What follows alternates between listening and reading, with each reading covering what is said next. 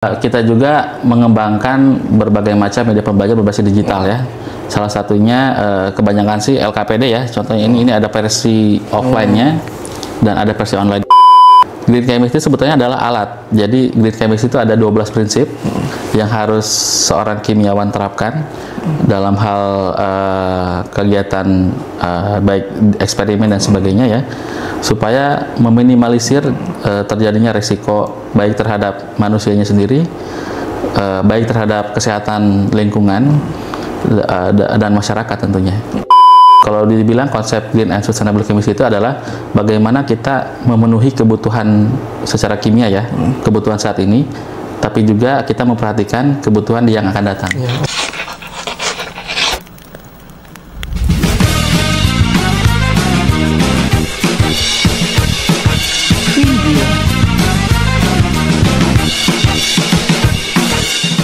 Assalamualaikum warahmatullahi wabarakatuh. Hai Sobat FKIP Untirta, selamat datang di studio Siniar FKIP Untirta. Hari ini saya sebagai host, saya Tresna sebagai host. Studio kami hari ini kedatangan tamu dari jurusan yang memiliki peran penting dalam mencetak pendidik dan inovator di bidang sains, khususnya kimia. Ya, jelas ya, yaitu jurusan pendidikan kimia. Dengan saya telah hadir di studio ini Bapak Dr. Rarium Naturarium, betul ya? Betul. Robi Zidni, Sarjana Pendidikan Magister Sains, yaitu Ketua Jurusan Pendidikan Kimia FKIP Untirta. Selamat datang Pak Robi. Selamat datang Pak Tresna. Ya, mungkin bisa nyapa teman-teman dulu Pak, silakan. Assalamualaikum warahmatullahi wabarakatuh. Selamat pagi semuanya. Perkenalkan, saya Robi Zidni, hari ini didapuk untuk mengisi kegiatan podcast ya di FKIP Untirta bersama Pak Tresna. Terima kasih. Ya, jadi Pak Robi ini itu menyelesaikan studi S3 di University of Bremen, Jerman, top ya. Betul. Itu kalau tidak salah sebelah barat Jerman, timur itu Berlin, Pak ya. Iya. Setelah Berlin itu kampusnya Einstein, Pak ya, saat mengajar ya. Ya, salah satunya itu. Jadi itu luar biasa itu ya. Jadi Jerman ya. Jadi berapa jauh Pak? Berapa jaraknya Pak? Seberapa jauhnya sih kalau naik kereta 5 jam nih ya. Oh, 5 jam. Karena Bremen itu di utara Jerman ya, dengan Hamburg dekat. Oh, di utara ya. Ya, di utara. Baik, kita mulai aja mungkin Pak ya, terkait dengan hari ini itu ada beberapa hal yang akan dibahas, dari mulai kurikulum hingga ke alumni begitu ya, hingga ke mahasiswa seperti itu Pak. Kita mulai yang pertama, mungkin kita akan mulai dari visi misi Pak. Jadi visi misi dari pendidikan kimia itu seperti apa Pak, dan tujuannya mungkin Pak. Oke, baik, terima kasih Pak Tresna. Jadi pendidikan kimia ini mempunyai suatu visi keilmuan, yaitu yang pertama menjadi pusat keunggulan dalam pengembangan ilmu kimia dan pendidikan kimia yang berbasis teknologi informasi, kemudian kimia hijau berkelanjutan atau green and sustainable chemistry, kemudian berorientasi culture scientific. Jadi seperti itu. Jadi memang kita pusat keunggulannya adalah dalam hal tridharma ya, pendidikan, penelitian, pengabdian, yang berfokus unggulannya itu di penggunaan teknologi informasi dalam media ya. Kemudian tadi green and sustainable chemistry, dan ada unsur budayanya dalam sains. Tiga tadi Pak ya. Betul. Jadi terkait dengan TIK begitu, green chemistry-nya, dan terakhir itu terkait dengan sosialnya gitu Pak ya. Ya, dan satu lagi ada tambahan di tahun ini, yaitu dalam hal aplikasi ilmu kimia maju. Oh, kimia maju. Dalam pembelajaran kimia. Jadi kan kita ada juga yang sainsnya ya, seperti biomaterial, nanomaterial, biochemistry dan sebagainya, itu juga masuk sekarang. Saya terkait dengan green chemistry Pak, nanti mungkin kita bahas ya Pak di segmen mungkin kedua atau ketiga. Baik Pak, wah menarik sekali. Jadi ketiganya nanti kita bahas Pak, TIK yang akan kita bahas, green chemistry akan kita bahas begitu ya, mungkin sosionya juga akan kita bahas di segmen selanjutnya.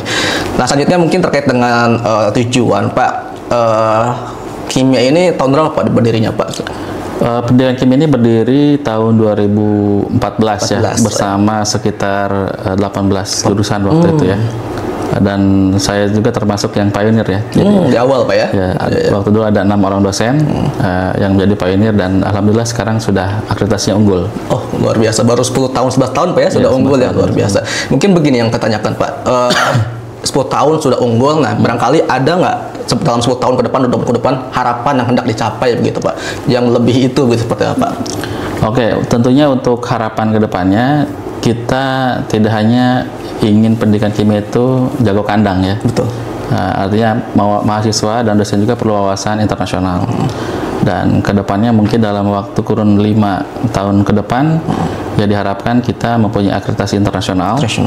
Dan itu sudah dirintis sebetulnya dari tahun-tahun sebelumnya.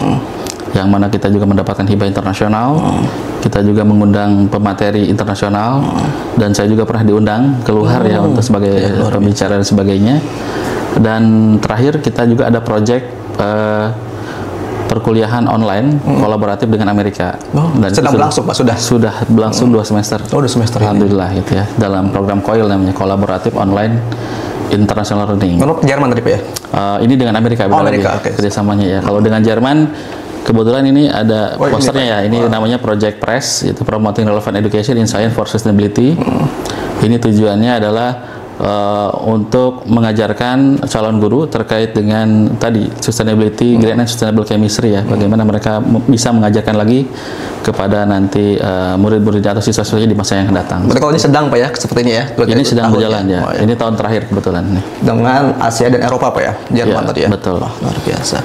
Ya, tadi tujuannya luar biasa Pak. Tujuannya bukan cuma nasional Pak ya, tapi lingkupnya udah multinasional bahkan global begitu. Nah mungkin kita kan dalam mencapai tadi itu pasti nggak lepas dari kurikulum Pak ya. Kurikulum itu pasti punya peran penting begitu dalam mencapai itu semua. Nah mungkin bisa dijelaskan Pak kepada teman-teman sobat FKIP seperti apa kurikulum yang sedang berlangsung atau mungkin yang sedang susun untuk ke depan itu seperti apa Pak? Baik, terkait kurikulum, jadi alhamdulillah kita sudah melakukan kajian kurikulum itu 3 kali ya kurang lebih.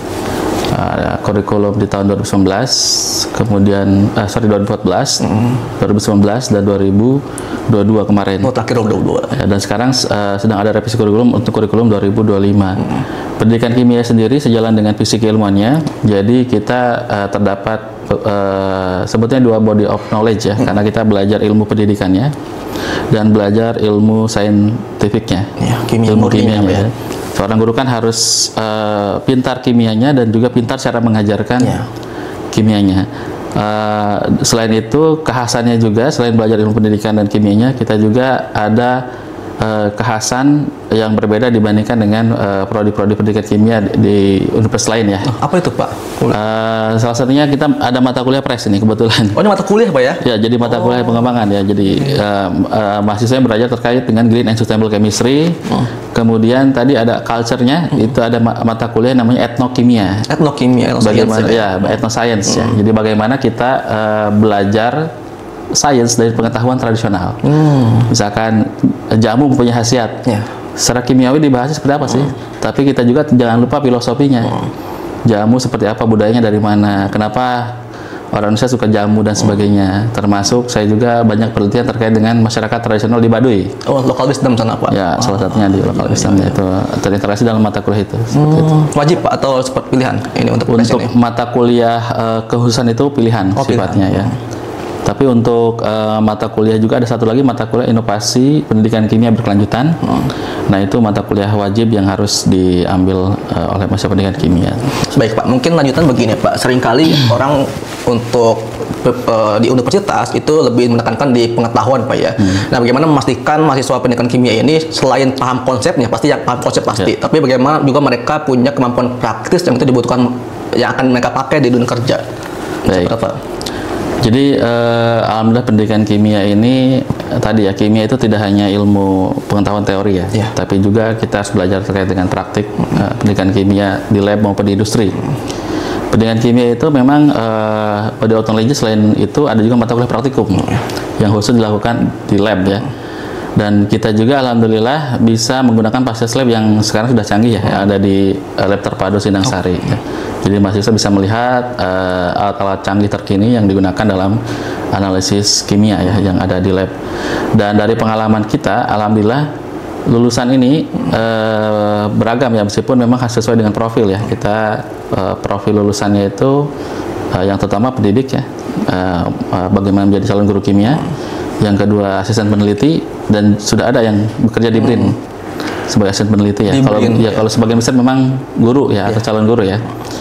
dan juga wirausahawan di bidang kimia ataupun inovator-inovator lainnya yang di bidang pendidikan kimia. Tapi ada yang unik, ada juga yang kerjanya di industri kimia. Industri kimia, farmasi, petrokimia, farmasi dan sebagainya ya. Ada juga yang bekerja di industri pengolahan makanan minuman, petrokimia. Ada satu pengalaman alumni kita, dia ditempatkan di bagian training di industrinya. Wah, jadi ternyata ilmu pendidikan itu bisa bermanfaat di bagian tertentu di perusahaan. Jadi dia training K3, training apa, itu dia leadernya yang mengajarkan kepada karyawan yang lain gitu ya. Sumber daya begitu ya, sumber daya. Di bagian SDM. Nah, itu mendapat pujian juga dari atasannya setelah kita threshold study dan survei ya. Ternyata memang lulusan kita bagus di sana terkait dalam hal training pegawai. Kinerja dan etos kerjanya luar biasa gitu ya. Gitu. Wah, luar biasa. Mungkin ini Pak, terkait isu kontemporer terkait dengan kurikulum saat ini di dunia pendidikan ini banyak berbasis teknologi dan virtual lab ya, terutama dalam sains itu virtual lab. Nah, bagaimana pendidikan kimia ini mengadaptasi hal tersebut Pak, tren tersebut? Baik. Pendidikan kimia seperti tadi Fisik Ilmuwan yang saya sebutkan ya, berbasis teknologi informasi. Hal ini tentunya penerapannya dalam hal penggunaan teknologi informasi dalam media pembelajaran ya, atau kita dengan istilahnya TPEC ya. Tapi kita juga tidak melupakan media konvensional seperti ini. Ya, ini menarik Pak. Apa mungkin bisa dijelaskan Pak seperti apa?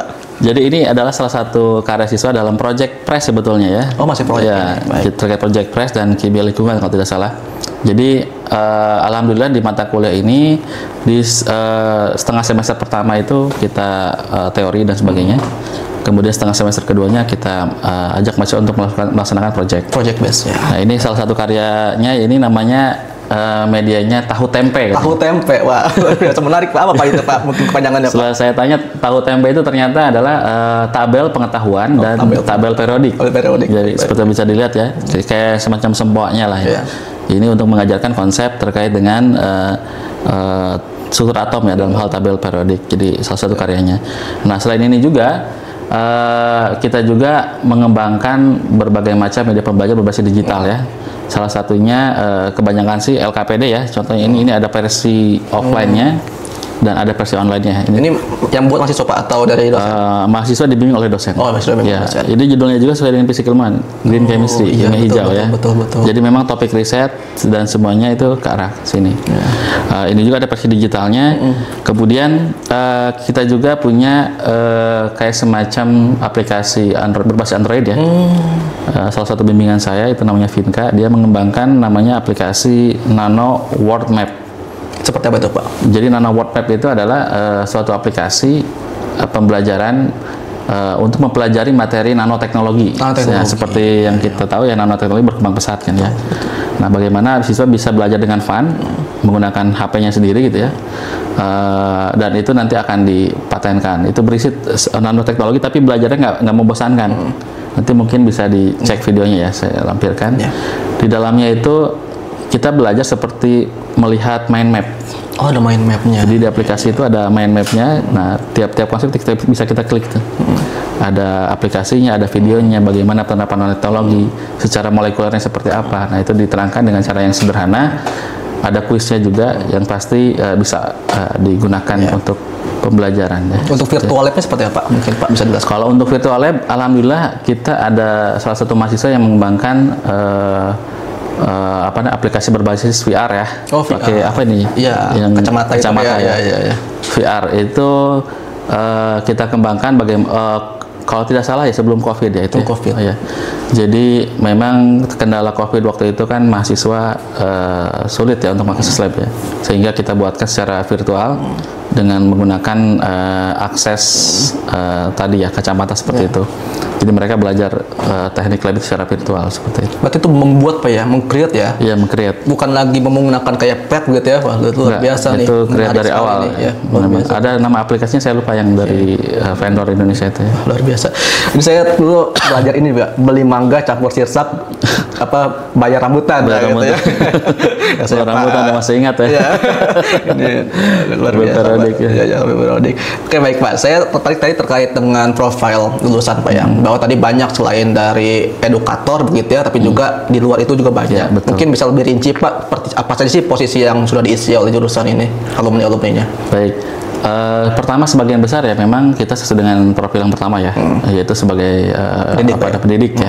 Jadi banyak yang kita memerlukan guru maupun calon guru yang sudah tersebar di seluruh Indonesia, saya bisa bilang seperti itu. Luar biasa. Bahkan yang terakhir ketika saya mungkin beberapa bulan yang lalu ya, saya diundang sebagai pembicara tepatnya di Universitas Lambung Mangkurat. Ya, Kalimantan. Ya, Banjarmasin. Ya. Ketika ke sana saya kaget.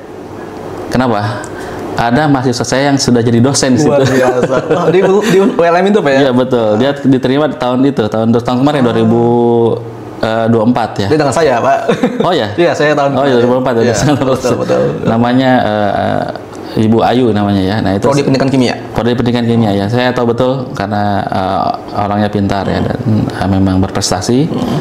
Jadi pas ke sana saya diberitahu oleh dosen sana, Pak Robi ada mahasiswa alumni Pendidikan Kimia Untirta katanya jadi dosen sini. Oh siapa? Luar biasa. Dan ketemu di sana ya bangga lah kita ya. Iya betul. Seperti itu.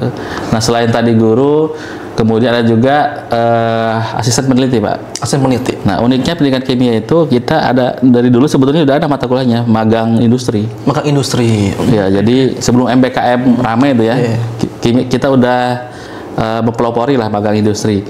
Jadi kita tempatkan mahasiswa yang sudah mendekati masa akhir ya, ditempatkan di industri, salah satunya misalkan di BRIN, ada yang di pabrik di bagian QC-nya misalkan atau R&D dan sebagainya, di labnya dan sebagainya. Dan alhamdulillah mahasiswa yang memang bagus performanya itu langsung direkrut. Oh.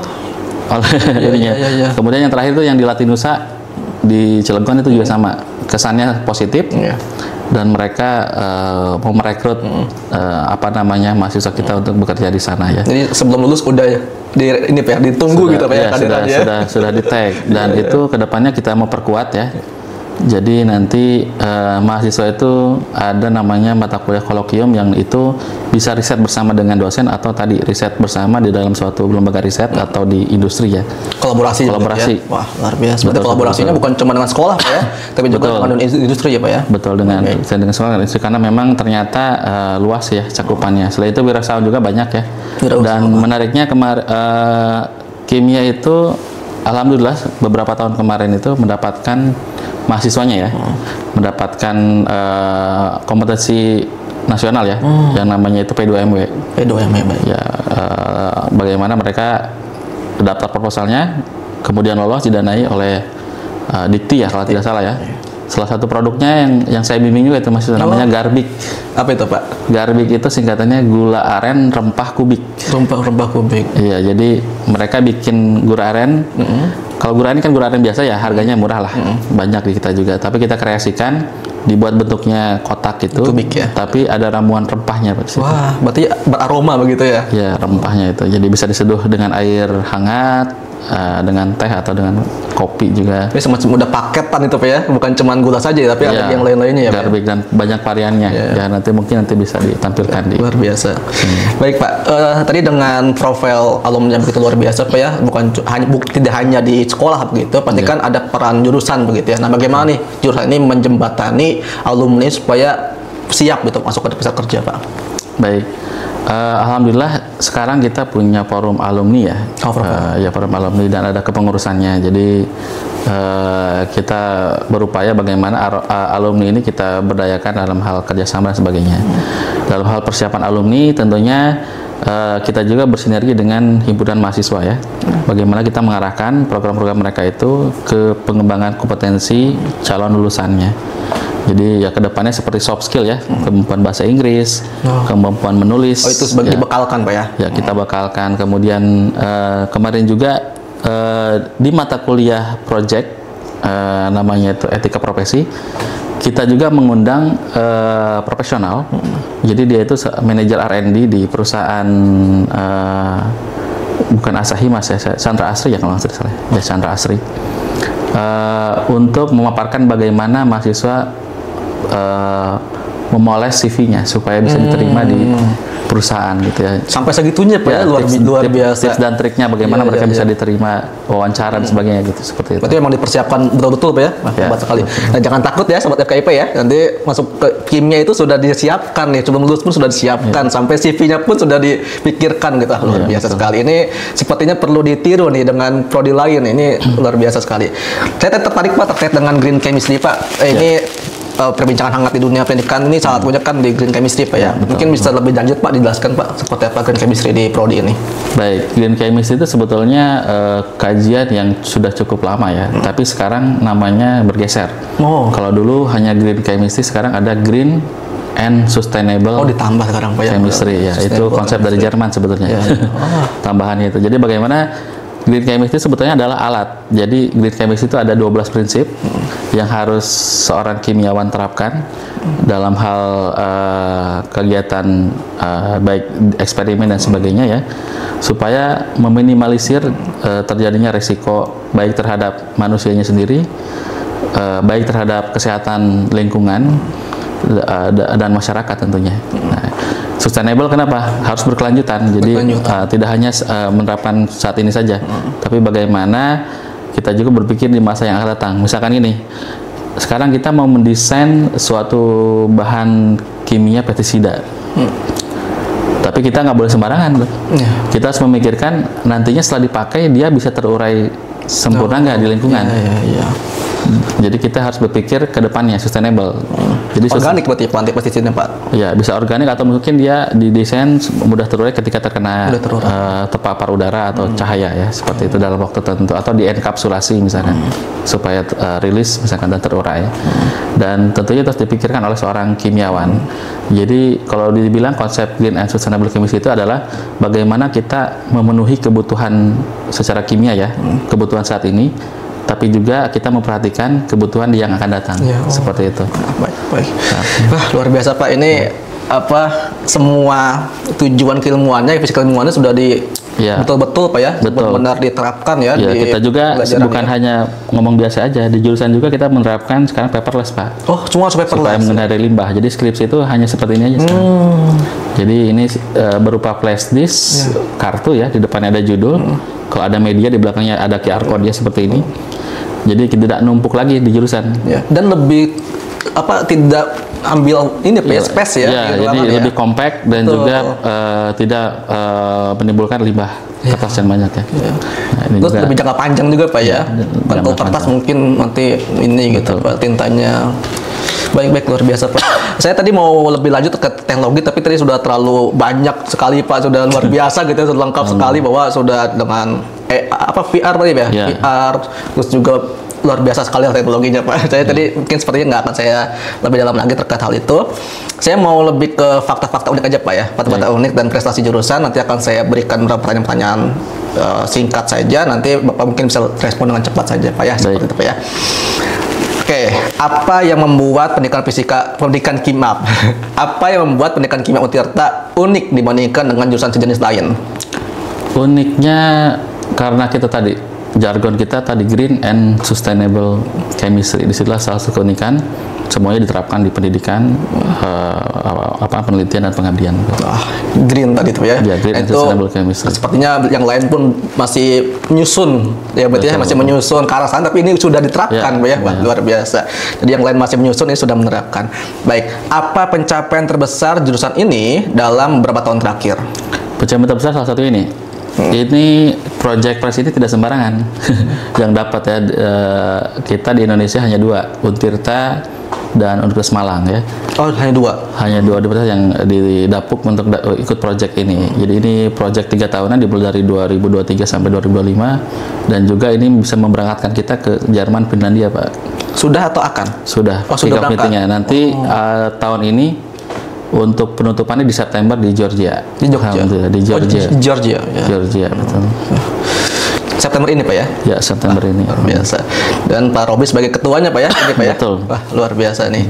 Terakhir mungkin Pak untuk yang respon cepat, satu kata Pak untuk jurusan ini Pak. Satu kata untuk jurusan kimia. Betul. Sustainability. Oh, sustainability berkelanjutan Pak ya, nggak cuma saat ini Pak ya, tapi untuk ke depan Pak ya. Betul, betul. Luar biasa. Nah, saya ingin memberikan Bapak ini Pak beberapa pertanyaan, nanti mungkin Bapak bisa kasih analogi untuk tayang ini, silakan. Apa pendidikan kimia untuk minuman? Nah, minuman apa nih kira yang menggambarkan tentang pendidikan kimia, begitu ya? Mungkin seperti itu Pak ya.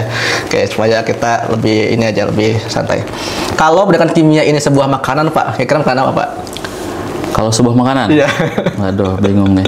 Makanan kayaknya apa ya? Kurma kayaknya. Oh, kurma. Karena apa Pak? Manis, mengenyangkan. Mengenyangkan. Dan juga bermanfaat. Bermanfaat, luar biasa. Kurma gitu ya. Kalau pendidikan kimia ini seorang tokoh film Pak, siapa yang cocok Pak menggambarkan? Kalau tokoh film kayaknya saya pilih dua. Oh boleh. Yang pertama Dr. Strange. Oh, Dr. Strange, sih. Yang kedua mungkin detektif Sherlock Holmes. Sherlock Holmes. Boleh mungkin sedikit Pak dijelaskan? Kalau Dr. Strange kan bisa mengubah sesuatu ya, kimia juga sama. Merekayasa molekul dan sebagainya. Kemudian Sherlock Holmes, kimia itu kebanyakan orang-orangnya introvert, pendiam, tapi berkarisma dan karyanya bagus. Dan berkreasi gitu ya. Wah, luar biasa. Ya diam-diam melanjutkan begitu ya. Iya. Ya. Terakhir Pak, kalau pendidikan kimia ini sebuah warna Pak, warna apa Pak yang paling merepresentasikan? Entah kenapa ya, dari dulu kimia itu disimbolkan dengan warna biru. Warna biru. Hiburannya juga sama biru. Mungkin karena warna biru itu seperti sebiru langit ya, yang memberikan penerangan bagi dunia ya, sebagian melindungi dunia juga di atap ya. Bagaimana ilmu kimia juga merupakan central science ya. Ilmu kimia ada di industri farmasi, di industri makanan, minuman, pakaian, gitu kan. Bahkan yang tidak bisa kita pikirkan ya, banyak manfaatnya. Ya. Seperti birunya langit lah. Ya, di sandang, pangan, papan itu ya semuanya ada kimianya Pak ya. Betul. Kalau pas ada kimia begitu ya.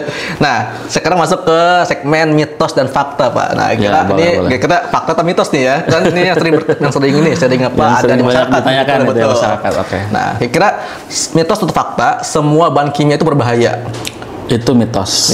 Ya, karena tubuh kita juga tersusun dari bahan kimia. Apakah berbahaya atau tidak? Betul. Jadi seringkali kimia itu digambarkan sebagai sesuatu yang negatif ya. Padahal kimia juga banyak manfaatnya. Nah, bagaimana meminimalisir resiko kimia tadi dengan menerapkan aspek green and sustainable chemistry sejalan dengan fisik ilmuwan kita sebetulnya. Berarti kalau dengar kata kimia jangan langsung sesuatu yang berbahaya gitu ya. Ternyata banyak yang lain-lain itu yang malah bermanfaat Pak ya untuk kehidupan kita ya, apalagi dengan green tadi itu ya. Seperti itu. Nah, kedua, mitos atau fakta lulusan pendidikan kimia hanya bisa jadi guru? Itu mitos. Ya, karena tadi sudah sampaikan ya, banyak sekali profil kita, bahkan tergantung dari sebetulnya bagaimana si mahasiswanya ya, karakternya, kedisiplinannya, kemampuan menyesuaikan diri dengan lingkungan dan sebagainya, itu yang jadi penguat mereka ketika sudah lulus ya. Selama ini kan pendidikan itu kan hanya di guru ya. Pikiran masyarakat itu ternyata tidak, jangan khawatir teman-teman ya. Terakhir, mitos atau fakta praktikum kimia lebih sulit daripada teorinya? Justru kalau yang saya dengar sejauh ini, mahasiswa maupun siswa senangnya praktikum. Berarti mitos itu Pak ya. Mereka karena mungkin ngerasa jadi seorang ilmuwan ya ketika praktikum kan, mencoba hal-hal yang baru, mencampurkan bahan kimia dan sebagainya sambil belajar kenapa fenomena itu tersebut terjadi. Karena dalam hal kimia, fenomena itu bisa diamati dari percobaan. Kan kimia itu berbicara namanya segitiga cinta kimia. Seperti itu Pak? Ya, itu makro, mikro, simbolik. Dunia kimia itu ada 3. Makro itu pengamatan makroskopis. Misalnya kita mencampurkan zat A dengan zat B, ada perubahan warna. Terbentuk endapan, itu terlihat secara makro. Kemudian secara mikro, bagaimana cara molekulernya, bagaimana sih itu atom-atom bertemu, bereaksi dan sebagainya. Secara simbolik kita tuliskan pengamatan dalam bentuk reaksi kimia. Seperti ini Pak ya? Ya, betul. Ini salah satu simboliknya juga. Unsur-unsur dan sebagainya. Ya, luar biasa Pak. Wah, luar biasa teman-teman. Jadi kita dapat wawasan yang luar biasa terkait dengan pendidikan kimia, bahwa kimia itu ya di pendidikan kimia tidak hanya di edukator, pendidikan, tapi juga bisa lebih luas lagi. Mungkin terkait dengan closing Pak, sebelum ditutup, kali ada pesan untuk mahasiswa atau calon mahasiswa Pak yang dari sekarang sedang bingung nih Pak memilih jurusan begitu, atau untuk alumni untuk prodi ini seperti apa? Silakan Pak. Baik, terima kasih semuanya. Bagi kalian calon mahasiswa ataupun masih memikirkan tentang karir ke depan ya, jurusan pendidikan kimia FKIP Untirta bisa menjadi salah satu pilihan utama kalian, karena seperti yang saya sampaikan sebelumnya, karir dari lulusan pendidikan kimia itu sangat luas, bisa sebagai calon guru, kemudian aset peneliti, wirausahawan maupun bekerja di industri. Jadi jangan takut untuk bergabung dengan kita. Alhamdulillah kita didukung oleh sumber daya yang mumpuni ya, dosen-dosennya berlevel nasional dan internasional, dan juga lab juga sudah dilengkapi di Dr. Padi itu alat-alatnya canggih dan sebagainya. Kemudian dibekali juga dengan pengalaman di industri. Jadi jangan khawatir, silahkan bergabung dengan pendidikan kimia. Dan tahun ini alhamdulillah kita buka sekitar 180 kuota mahasiswa di jurusan kita ya. Itu banyak sekali Pak ya? Ya, sangat banyak dibandingkan dengan jurusan yang baru yang lain, kimia yang paling banyak. Alhamdulillah, memang tiap tahunnya terus naik ininya. Luar biasa.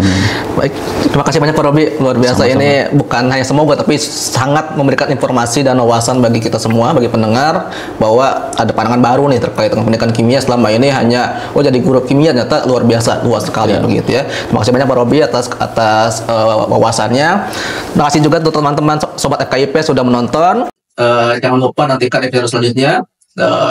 Saya Tresna Host dan Pak Robi dengan sumber pamit undur diri. Wassalamualaikum warahmatullahi wabarakatuh. Waalaikumsalam.